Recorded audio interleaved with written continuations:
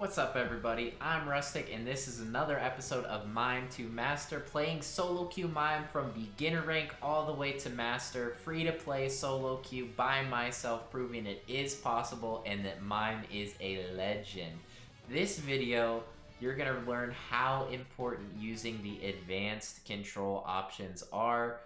Just wait and see, it's a doozy. Here we go. So, to start out, we're going bottom. Bottom is my preferred lane. We take Fake Out, and it looks like we're going to have a Cinder. Cinder's a little bit slow early, so we got to take note of that, but no big deal. I always try to hit the double A-palms backwards, but, you know, a lot of times your laner doesn't really cooperate or let you do that. I think it does buy you a little bit of extra time if you can get it off, but no worries. So, just trying to focus on last hitting with Fake Out here. It barely steps out, and sadly, we're gonna lose that.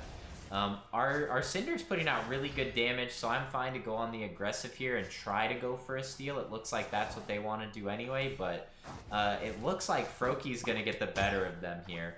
I actually kind of pushed the Froakie in, so I might have accidentally killed. It was a pretty good wall, but might have kind of assisted there, so I know that's kind of my sign to just farm up, take our minions, because they could be at risk, and here you go, Absol coming out of the jungle, level 5, critting me 3 times in a row for massive damage, and it is not looking good for us. Cinder's already died twice, I'm still level 3 to the Froakie's level 5 and the Absol's level 5.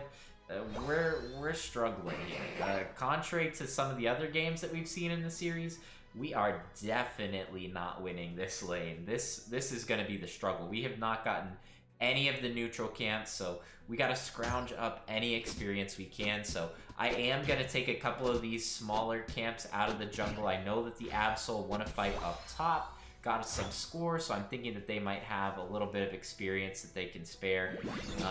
And additionally, you know, I'm noticing that the Absol has not moved from the base in a little bit, so I'm kind of like, oh, well, maybe they won't even notice. But we actually managed to steal 1 extra minion there, which is really great. Any little bit that you can is wonderful. Yeah, I even pan over looking like, Absol, you coming, dude? What's up? Yeah, so Score Bunny, I believe, is, it knows that, you know, they've been got. I am just a little bit short to steal that minion there, and then Froakie's getting the slow on me. Oh my goodness, their damage, they are level 7 to my level 5. It's crazy. We are so far behind, and we are just hanging on for dear life right now. It does look like Cinder went back to try and farm some of those jungle camps as well, so I'm left to my own 2v1 down here. Lucario thankfully comes to help, and it looks like Pikachu's on the way as well. So hopefully we'll be able to turn things around here. I finally get Guard Swap, and once you get Guard Swap as mine, your 1v1 potential goes way up. I know that I can stun people, I can slow people, and I do have massive damage. So I just want to try and secure these Bs. Our Lucario goes just a little bit deep there. I'm not sure what their Absol is doing. Their Absol was doing amazing, but just by pushing them back into the Flux Zone, they're not going to be able to move very quickly at all, especially when they want to dash after the Pikachu. That was kind of a mistake, but a great move to push them back into that Flux Zone, and then our Pikachu is doing massive damage here. You can see we're basically caught up to the Greninja now. We're level 8, he's level 8, and we're about to get the Dreadnought. This is actually turned around, a miracle. Thank goodness for our top lane coming down to help us out, because things were looking bleak. We get a full score right here, and we're going to totally destroy their bottom goal. That is amazing to see that how badly we were behind. We stayed in it. We made sure we got our leveled up moves. We made sure that we were ready, and whenever our team came down to fight, we were in it. So now they've broke our top goal. They already got Rotom, so I'm just trying to farm up a little bit, make sure that I am staying on par with levels. I don't want to get outclassed by anyone this game. It looks like Pikachu and Cinder are a little bit deep. I'm breaking my guard swaps over and over when it's about 5 damage away from killing these Audinos, but no worries. So just trying to defend from Rotom. Not a big deal if it gets in, but I start getting ulted by the Cinder, and In my book, if I want to counter ult, especially since I'm using Energy Amp and Buddy Barrier, I win almost every time against a squishy character like Cinderace. So I have no problem using my ult there. It is going to save us from the Rotom. It is going to get me the kill on the Cinder, and the Slowbro dies as well. So I feel very good about that one. They were way too deep there. So we're just trying to farm up, get our ult back, get that level 13 like we always do.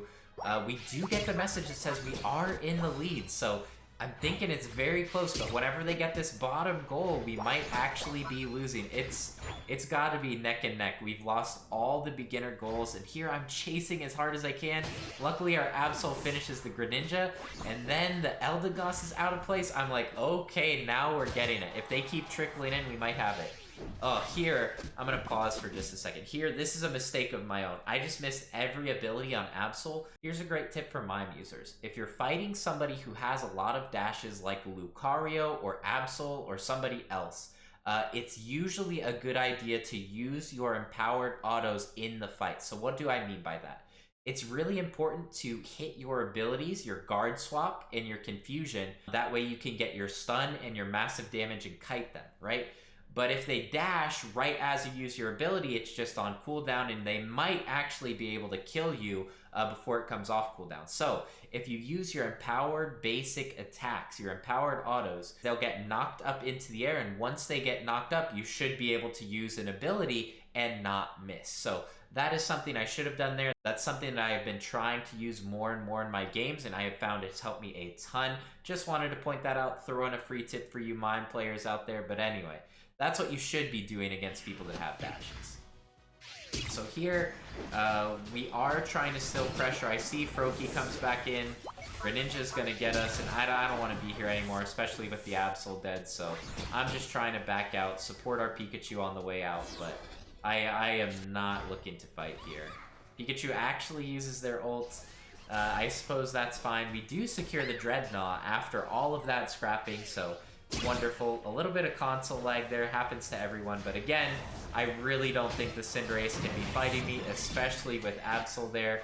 So we'll trade ults all day, every day. We're gonna get the Greninja here, and then the Eldegoss is just easy cleanup. Take us a minute to get our cooldowns back. But now we're looking very good. We got a couple more objectives in a very close game. So hopefully we're going to be able to clutch this out. I see the Rotom pushing top, and I want to get back, but I actually get a little too greedy on that back. One death is not the end of the world, but that does cost me and Pikachu, and it is going to allow them to score 100 points and break our bottom goal. Ooh, that is so rough for a risky back. I should not have been back in there, but hopefully we're still in it. We should get another update in just a second here at 3 minutes, so we'll see how we're looking, but hopefully we'll be able to turn it around. I know top lane was pushing. We get the message that says it's a close battle, so I'm thinking we may actually still have the lead if we overcap somewhere else. So this is a tight game right now. We've got to get ready for that Zapdos fight. We want to make sure we can either occupy the enemy team and let our team take Zapdos or score, or we want to take 1v1s or 1v2s that we know we can win. So that is our goal right now. We're farming up, trying to increase our level. We have our ult. We want to save it for something that's important. And we're trying to group with our team. Our team's kind of dancing around Dreadnought, like we may try to burn it down, but it's going to be very tight, especially for a solo queue game. I see our Absol going in, and I want to support them. I don't want them to die here, so I go ahead and use my ult to get that Buddy Barrier off. We get the Cinder. Once again, Cinder's that high priority target, and then I just make sure that this Slowbro does not get out with 1 health. I've seen it so many times, a tank like that gets out with no health. And then we've got Elda here as well, with Lucario here to help us. There should be a free kill on them as well. Just a matter of time until all of our cooldowns are up. But we are not looking too terribly bad, but it has still got to be very close. So here, I'm trying to play it cool. I want to try and get a pick, and I see the Cinder walking up. I know how much damage I do to them. Oh my goodness, and it's so close. But all of a sudden, their whole team is on us. They now have 4 people bottom. So let's talk real quick. Pausing just for a second. They brought 4 people bottom, and I see our 3 big damage dealers there. So I was trying just to play it safe and stay alive, which sadly is very difficult to do when you have an Absol jumping on top of you. But I'm thinking, okay, hopefully we've bought enough time for our team, and if there's one thing I know about solo queue, it is how much all of the randoms love attacking Zapdos no matter what the situation is. So I'm like, okay, surely we've got the Zapdos here, but let's watch how it plays out now. They're burning it down, doing really great damage. The Absol leaves for some reason, and then it's just the Cinder and the Pika, and it sits at 0 health. It's sitting, no, what? Oh,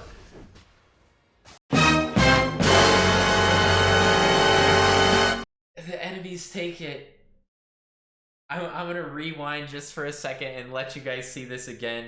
This is the tip of the video. Use advanced controls. If you don't have advanced controls on, use them. I'm gonna pop it up on screen right now. Advanced controls means hitting the A button will hit the enemies, hitting the B button will hit neutral monsters. So in this situation, had our Cinderace had advanced controls on, they hit B, Zapdos is secured, and we get a couple 100 points. So definitely want to be using those advanced controls, but as you can see, it sat there and they started attacking the Slowbro instead of finishing Zapdos, sadly. So guys, make sure advanced controls are on. This can make or break your games. Let's see how it finishes out because it is a close one. All right. So it's gonna be a fight, but in these situations, I try to keep track of who has points. So we see the Slowbro scoring, we see Greninja scoring. I want to stop whoever has points from scoring. I immediately know that Eldegoss has 50, so I want to do everything in my power to stop Elda from getting into our base right now. And then I want to go score for myself because I'm thinking we got the message several times that it was close. We may still have a shot at this one. It is not over until it's over in solo queue. I have seen it all. Alright, so we're chasing down the Elda. We finally get them, and now we've got to run bottom. We get cut off by the Absol. Luckily, our Focus Band is coming in clutch along with the healing from leveled up Guard Swap, and we are going to get an easy kill on the Absol. I'm telling you, Mime 1v1 is the best of the best. So I see 2 of our teammates going top. I'm going to run bottom. It's going to be really tight, but I'm thinking one of us should be able to score, and hopefully it's going to be enough. I'm just trying to live here. I want to make sure that my team has space. 2 came down. They got a little bit up top, but let's see what the final score is. Yeah, we gave them about 400 off that Zapdos. But the main thing I wanted to express to you guys is this is why it's so important to use those advanced controls. A simple push of the B button there could have shifted the game by 800 points. We could have scored 400 instead of them scoring 400. So that's the tip of the video, you guys. We did end up with MVP again this match, so we were doing pretty good in my opinion. We just needed to hold on a little bit longer in the bottom lane. I can own up to that. If I had kept those 4 busy bottom just a little bit longer, our Cinder, Pika, and Absol would have finished Zapdos easily. So we were this close to carrying it. We just needed to recognize what was going on and stall for just a tiny bit more. We were very close, and it came down to that Zapdos fight. But guys, that's going to be it for now. All the socials are underneath. I'd love for you to subscribe, comment, follow me on Twitch. I'd love hearing from you guys, and I will catch you guys next time. Peace.